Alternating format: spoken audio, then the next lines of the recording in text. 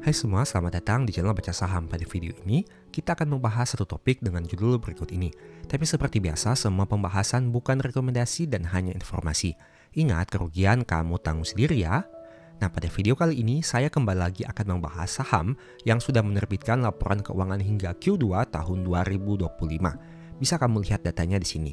Di Q1 labanya mengalami penurunan dari 91 menjadi 73 miliar.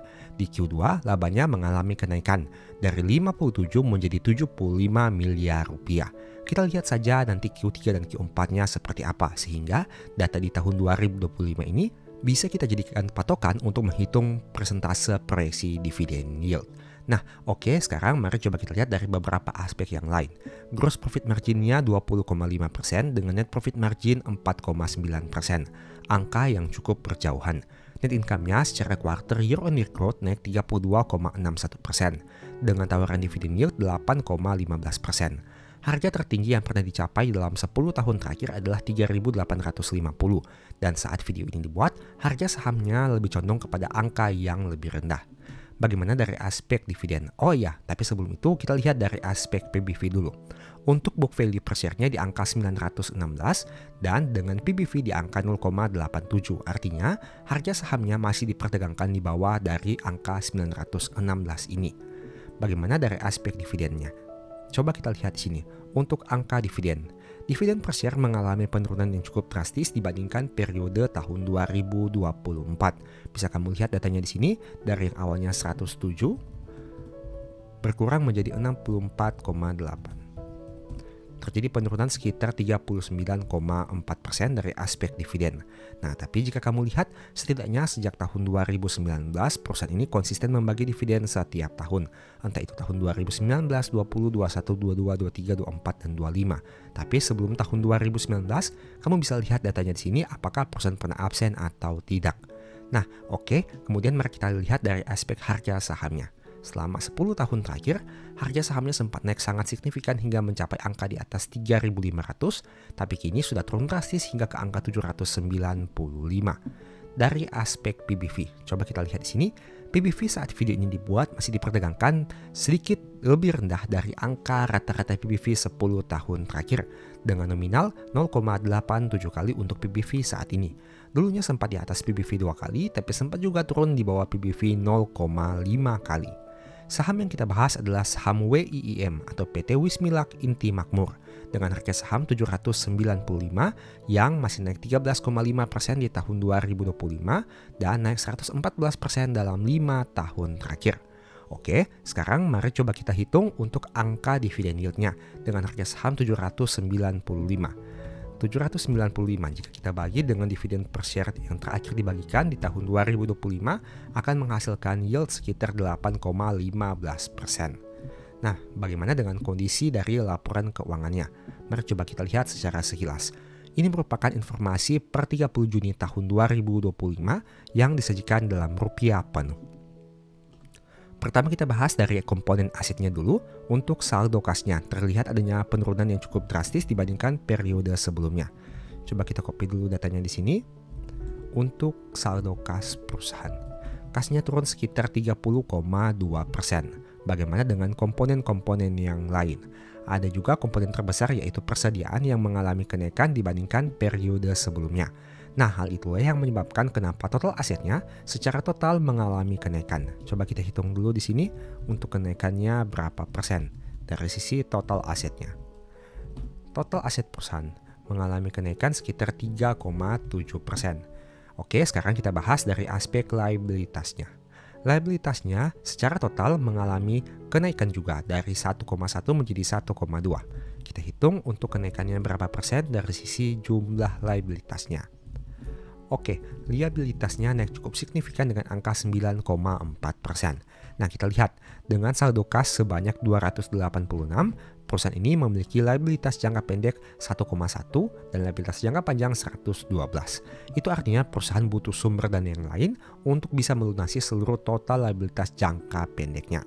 Bagaimana dari sisi ekuitas? Ekuitas yang dapat didistribusikan mengalami kenaikan juga dibandingkan periode sebelumnya. Mari coba kita hitung di sini. Untuk ekuitasnya.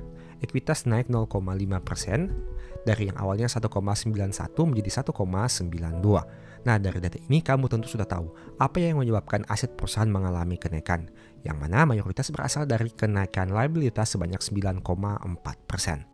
Bagaimana dari aspek laba ruginya?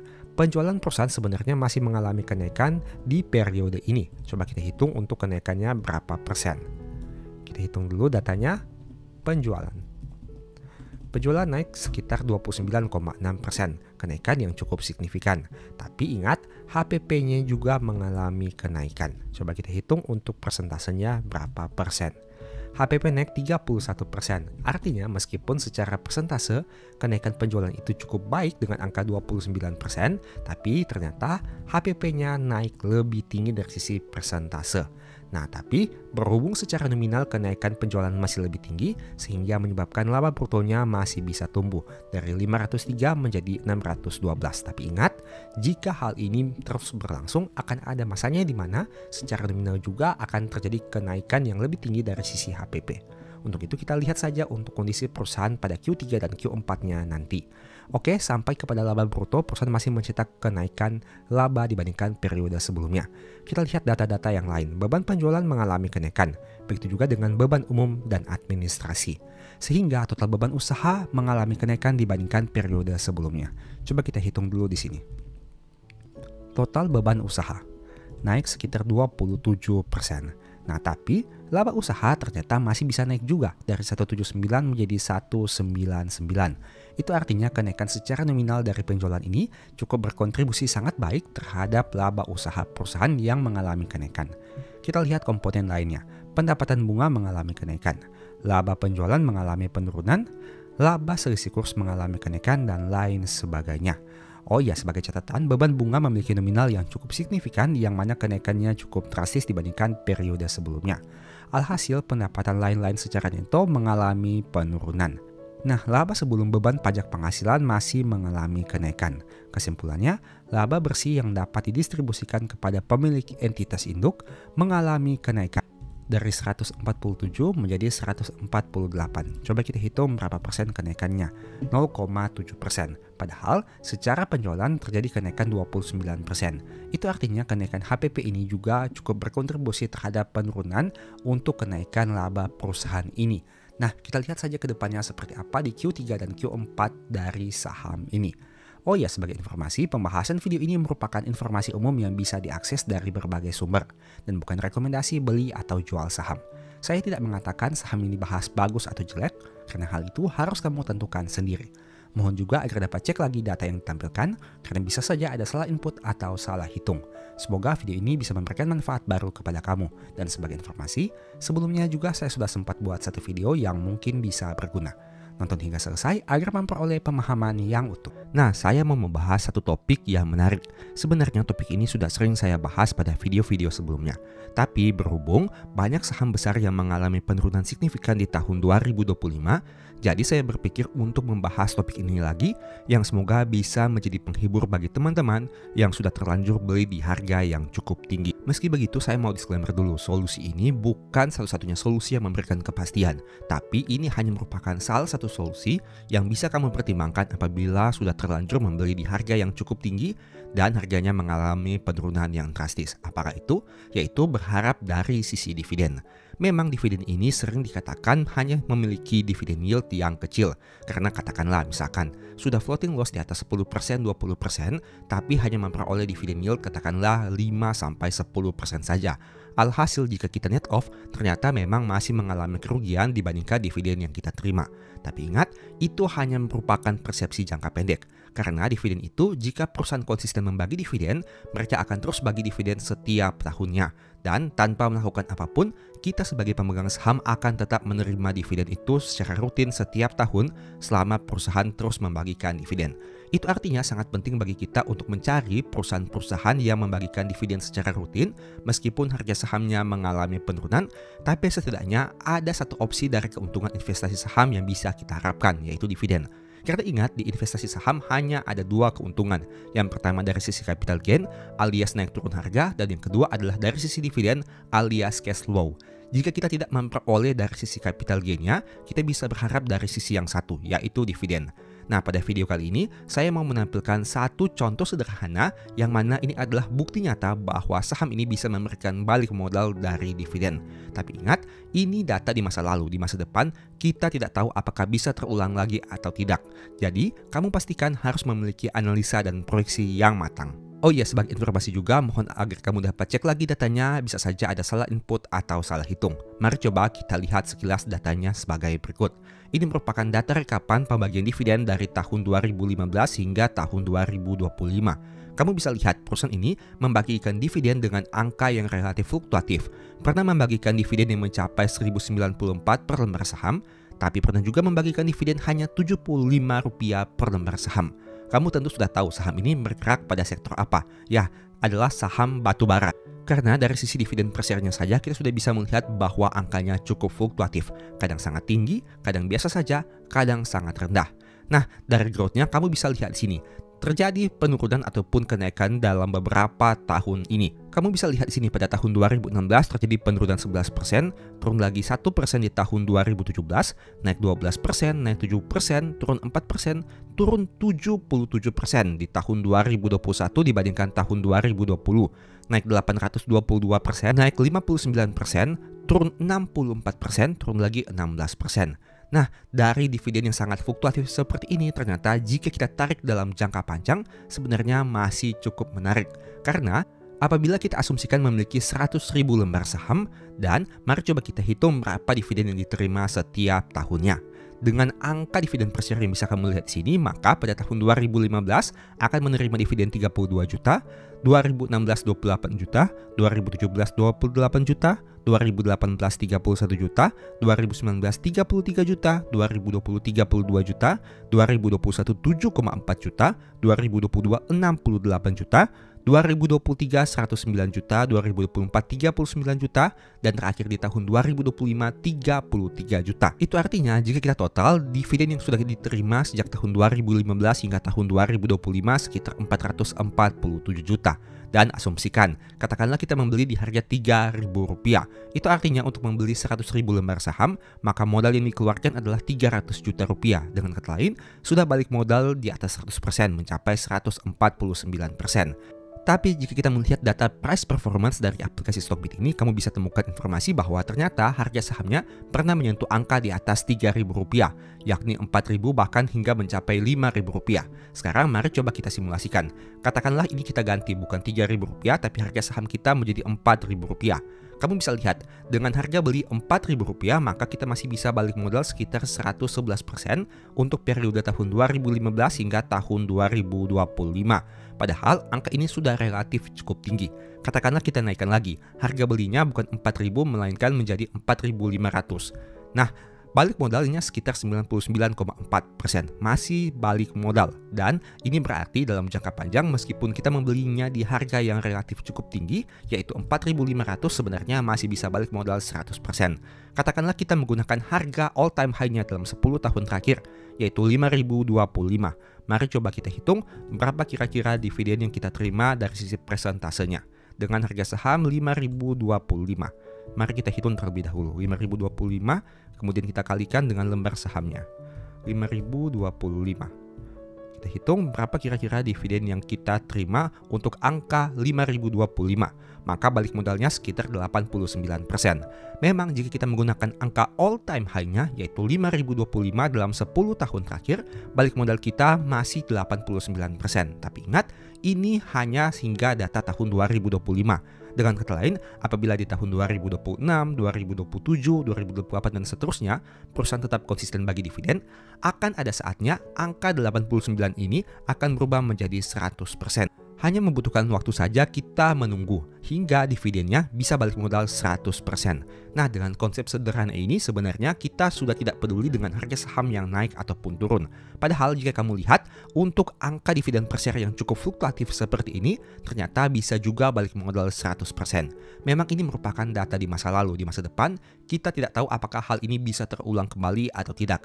Tapi yang jelas dari data di masa lalu ini, kita bisa belajar bahwa jika kita membeli saham-saham yang rutin membagi membagikan dividen dengan yield yang menarik, dengan prospek yang masih bagus, dengan laba yang cenderung mengalami kenaikan meskipun kadang juga mengalami penurunan, akan ada masanya di mana dividen yang kita terima setiap tahun meskipun harga sahamnya mengalami penurunan, akan ada masanya di mana kita bisa balik modal dari tahun ke tahun.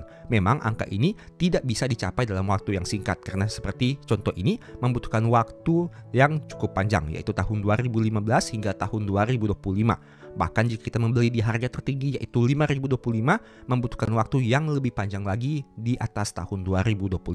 Tapi setidaknya kamu bisa lihat datanya di sini bahwa jika kita membeli saham yang bertumbuh, jika kita membeli saham yang bagus, jika kita membeli saham yang masih memiliki prospek di masa depan, kita bisa berharap dari sisi keuntungan investasi saham yang satunya, bukan capital gain, tapi dari sisi dividen.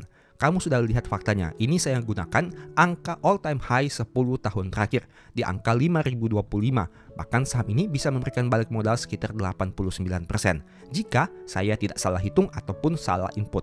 Jadi pastikan kamu hitung lagi, kamu pastikan cross check lagi di sumber resminya. Nah, semoga video ini bisa memberikan manfaat kepada kamu, khususnya bagi kamu yang saat ini sedang galau, harga saham mengalami penurunan sangat signifikan, kamu sudah terlanjur membeli di harga atas, dan kamu harus melakukan apa. Jika kamu yakin dengan perusahaan tersebut, jika masih ada prospek di masa depan, menurut saya pribadi, jika kamu melakukan cut loss, sebenarnya itu sangat disayangkan apabila dana kamu itu merupakan dana dingin. Sebaiknya kamu bisa menunggu untuk terus update kinerja terbarunya. Jika perusahaan itu masih terus prospek di masa depan, masih ada harapan terkait labanya bisa bertumbuh dengan dividen yang stabil atau bahkan bisa meningkat, sebaiknya kamu terus update kinerja terbarunya dan bisa berpikir untuk hold dan mengharapkan dari sisi dividen. Memang tidak ada jaminan di masa depan dividennya akan terus besar, tidak ada juga jaminan di masa depan bisa balik modal 100% dari dividen. Tapi setidaknya dengan data ini kamu bisa memiliki sedikit harapan untuk berharap dari sisi keuntungan investasi saham yang lain, yaitu dari sisi dividennya. Memang membutuhkan waktu yang panjang, memang membutuhkan kesabaran yang ekstra, tapi dari sini kamu bisa lihat seiring berjalannya waktu akan ada masanya balik modal juga dari dividen karena kita asumsikan seperti misalkan kita membelinya di harga tertinggi yaitu 5.025. Pada tahun 2015 kita memperoleh dividen sebanyak 325, maka kita kurangi dengan harga beli kita. Nah, artinya pada tahun 2015 setelah menerima dividen, modal kita bukan 5.025 lagi menjadi 4.700. Oke, di tahun 2016 dengan modal 4.700 ini kita menerima dividen lagi sebanyak 290. Maka modal kita sudah menjadi 4.410. Di tahun 2017 dengan modal kita 4.410, kita menerima dividen lagi 286.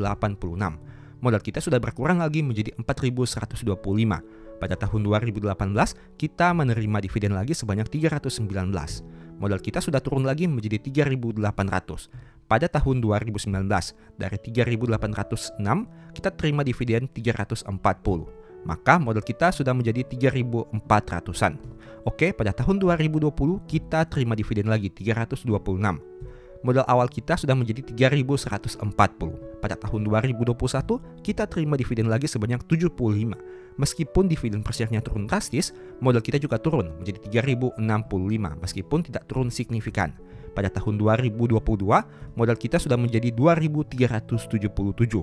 Pada tahun 2023 dengan simulasi ini, modal awal kita sudah menjadi 1.283. Pada tahun 2024, mari coba kita lihat di sini. Modal awal kita ternyata sudah mengalami penurunan lagi menjadi 885. Dan pada tahun 2025, modal kita sudah berkurang lagi karena menerima dividen menjadi 553. Nah, kamu bisa lihat datanya di sini. Dari yang awalnya harga beli kita di angka 5.025 pada tahun 2015, ini saya asumsikan kita membeli di harga yang all time high. Mari coba kita lihat data harga sahamnya di sini, apakah di tahun 2015 harganya sudah di atas Rp5.000.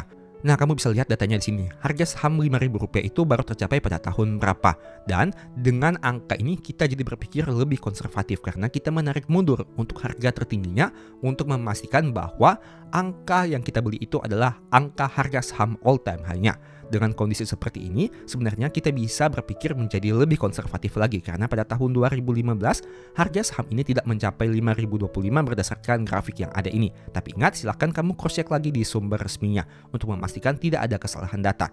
Tapi dari simulasi ini yang mau saya tekankan adalah jika kita membeli di harga yang paling tinggi, katakanlah di harga 5.025, untuk dividen yang sudah kita terima dari waktu ke waktu, modal beli harga saham kita sudah menjadi berkurang dari yang awalnya 5.025 sudah menjadi 553. Dengan kata lain, penurunannya sangat signifikan. Meskipun harga sahamnya turun katakanlah dari Rp5.000 hingga video ini dibuat, katakanlah harga sahamnya turun ke angka 2.440. Oh iya, saham yang kita bahas adalah saham PTBA atau PT Bukit Asam. Nah, dengan penurunan harga saham yang signifikan dari angka 5.025 ke angka harga saham saat video ini dibuat di angka 2.440. Mari coba kita lihat untuk penurunannya sudah seberapa banyak. 2.440 kita kurangi dengan angka all time high-nya, kita bagi dengan angka all time high-nya. Harga sahamnya dari all time high turun sekitar 51%. Tapi bagi mereka yang sudah memiliki saham ini sejak lama dan sudah menerima dividen, mereka sebenarnya santai-santai saja karena mereka sudah memiliki harga saham secara neto jika dikurangi dividen yang lebih rendah dari 2.440. Kamu bisa lihat contoh simulasinya berdasarkan data yang ada ini. Ini merupakan salah satu hal menarik dari dividen.